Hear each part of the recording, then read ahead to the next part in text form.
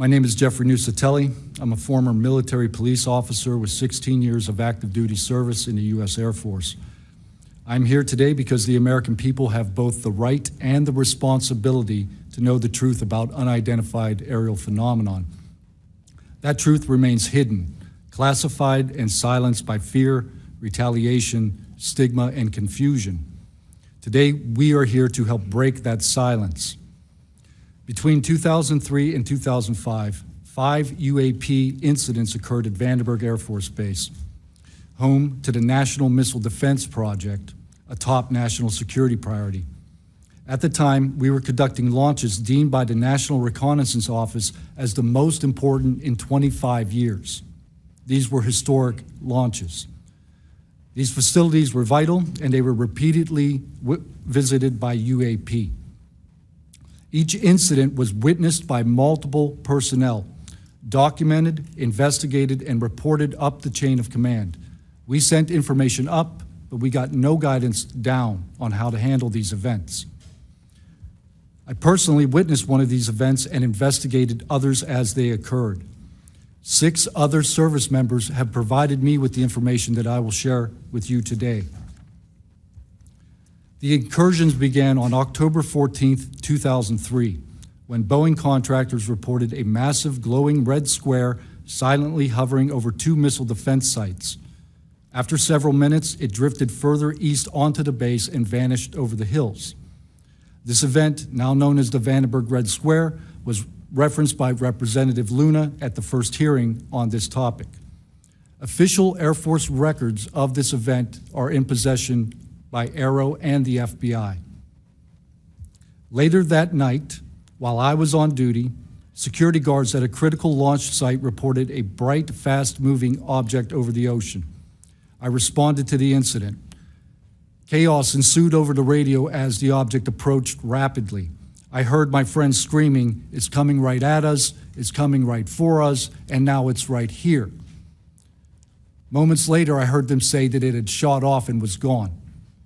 When I arrived on scene, I talked to 5 shaken witnesses who described a massive triangular craft larger than a football field that hovered silently for about 45 seconds over their entry control point before shooting away at impossible speed. About a week later, another patrol reported a light over the ocean behaving erratically. Believing it might be an unannounced aircraft, they declared an emergency, and an armed response force responded.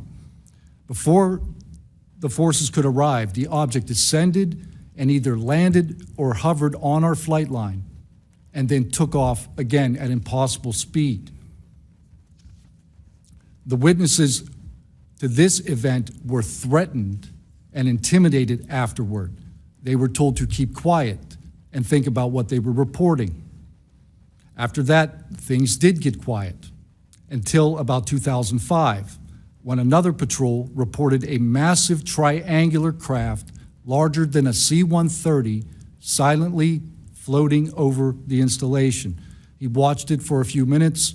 It traveled west and disappeared into the night. And then I had my own encounter, again in 2005. I was off duty, sitting in my backyard with 2 other police officers when we noticed what first appeared to be a satellite in orbit, but it wasn't acting like a satellite. The light was strange, it was pulsing, and then it started to maneuver. It dropped in elevation. At times it would vanish from view and reappear in a different location in the sky, and eventually it reappeared 200 feet over my house. It was a 30-foot diameter sphere of light. My friends and I watched it for a moment, and then it gently accelerated and traveled up and disappeared into the stars. These events profoundly changed my life and the lives of my friends. We stand at a pivotal moment in history. The question is no longer whether these events are real, but whether we have the courage to face them. True leadership requires vision, a willingness to confront the unknown with transparency and resolve. So I ask the Congress to help we the people enact this vision. There are 3 goals. Fund independent research and treat UAP study with the same seriousness as we would any other scientific field. 2, end secrecy and overclassification. Transparency is the foundation of truth. Without it, witnesses like us are dismissed. 3, protect the witnesses.